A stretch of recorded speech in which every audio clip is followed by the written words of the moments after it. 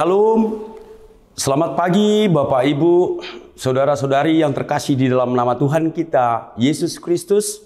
Kiranya kasih karunia Allah bersama-sama dengan kita pada pagi hari ini.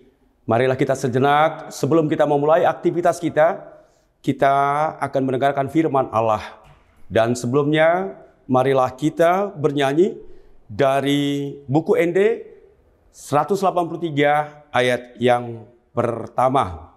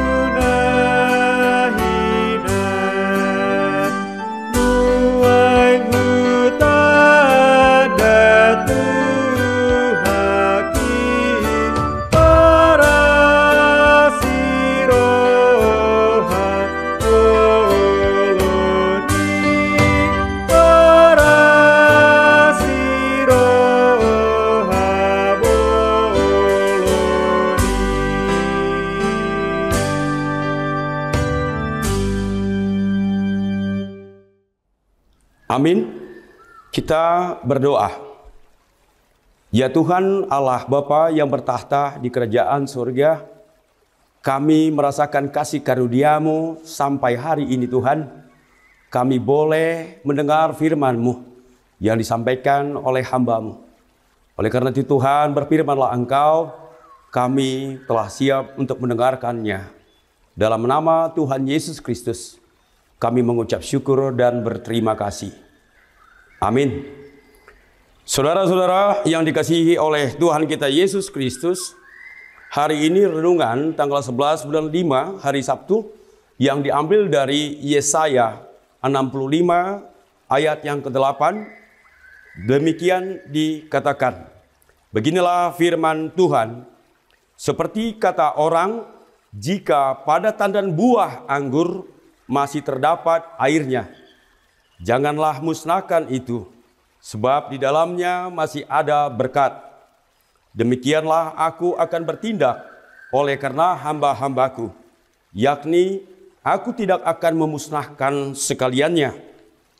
Saudara-saudara yang terkasih di dalam nama Tuhan kita Yesus Kristus, topik hari ini adalah kasih Allah untuk manusia berdosa. Saudara-saudara, kisah yang disampaikan dalam Yesaya 65 ayat yang ke-8, demikian dikatakan, ini secara keseluruhan berbicara mengenai janji Tuhan kepada umatnya tentang keselamatan dan pemulihan. Seperti tandan buah anggur yang masih ada airnya, jangan dimusnahkan, karena di dalamnya masih ada berkat.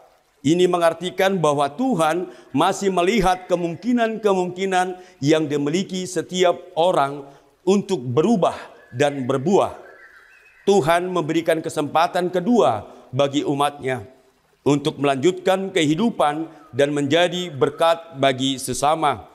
Tuhan tidak memusnahkan hamba-hambanya. Hanya saja semua kembali kepada keputusan masing-masing orang.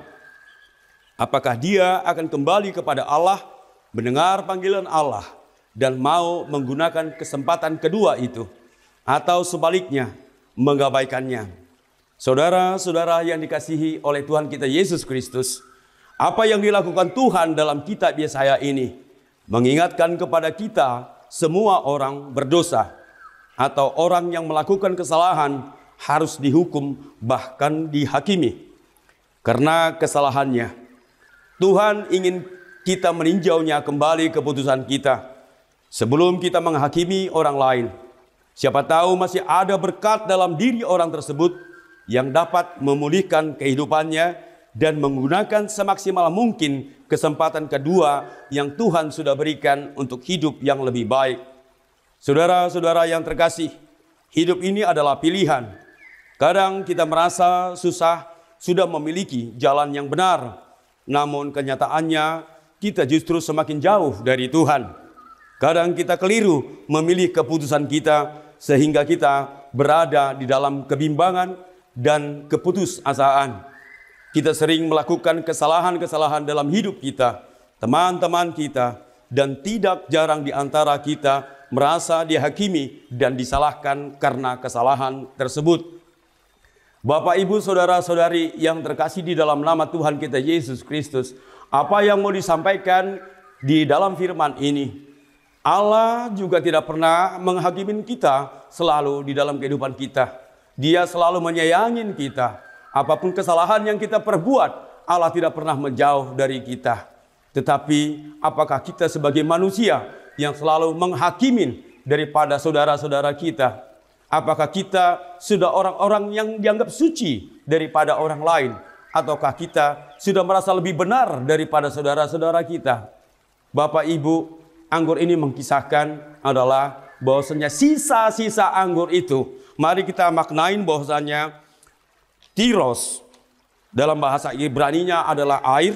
Umumnya diterjemahkan sebagai anggur baru yang pada umumnya mengacu kepada sari buah anggur yang tidak difermentasi. Bahwa sari buah anggur inilah yang dikatakan Allah di dalamnya masih terdapat berkat. Saudara-saudara, sedikit iman kita percaya seperti yang dikatakan oleh firman Allah, sebesar biji sesawi iman kita, gunung di sebelah sana Anda bisa pindahkan. Lalu yang setitik kepercayaan kita itu kepada Tuhan, Tuhan telah memberikan kesempatan kedua kepada kita. Tuhan selalu memaafkan kesalahan kita. Kita telah ditebus di kayu salib. Dia mati untuk kita. Lalu kenapa kita harus menghakimin antara sesama kita? Tetapi marilah kita untuk saling memaafkan, untuk saling menegur sapa kepada kekurangan-kekurangan daripada saudara-saudara kita.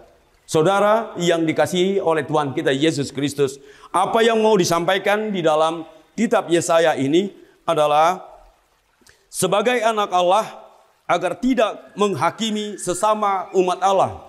Saudara-saudara, sekali lagi, sebagai anak Allah agar kita tidak menghakimi sesama umat Allah.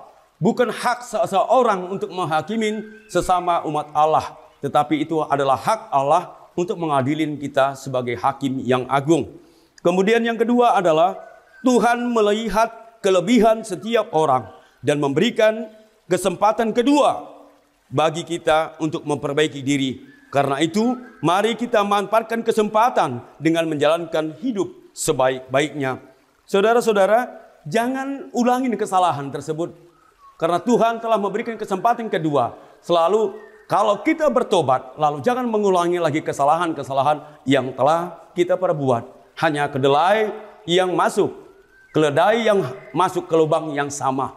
Saudara-saudara, mari kita sebagai anak-anak Allah, ketika kita mengatakan saya akan bertobat hari ini, kita akan melangkah, melihat, berbuat, dan berucap lebih berhati-hati.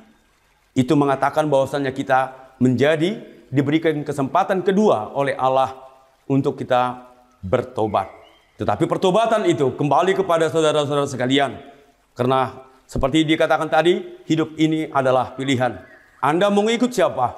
Sekarang Anda mendengarkan firman ini, lalu pergilah dan berangkatlah dengan pertobatan.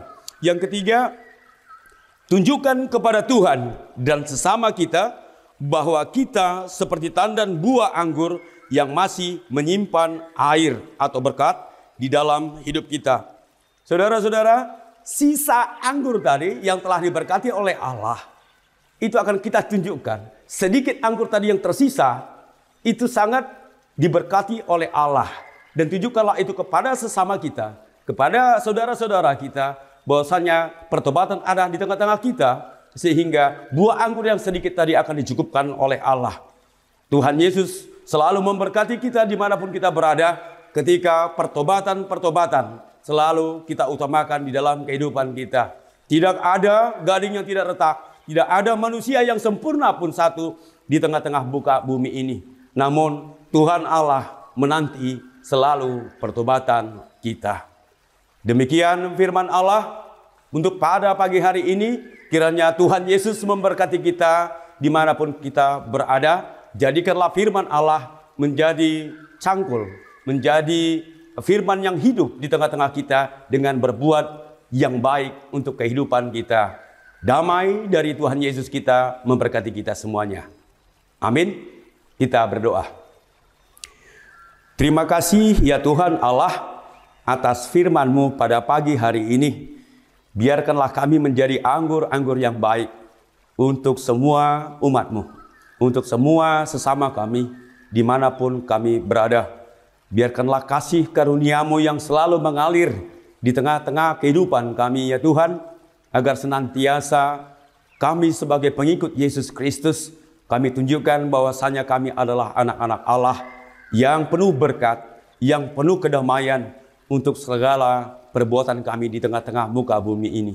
Oleh karena itu Tuhan, ampunkan dosa dan perbuatan kami. Layakkanlah kami Tuhan akan berkat-berkat-Mu dimanapun kami berada. Dalam nama Tuhan Yesus kami berdoa. Amin. Terima kasih Amang Inang sudah mendengarkan firman Allah pada pagi hari ini. Kiranya kasih karunia Allah selalu menerangi kita dimanapun kita berada. Selamat berjuang, selamat menempuh hidup yang baru dengan segala perubahan dan pertobatan. Shalom.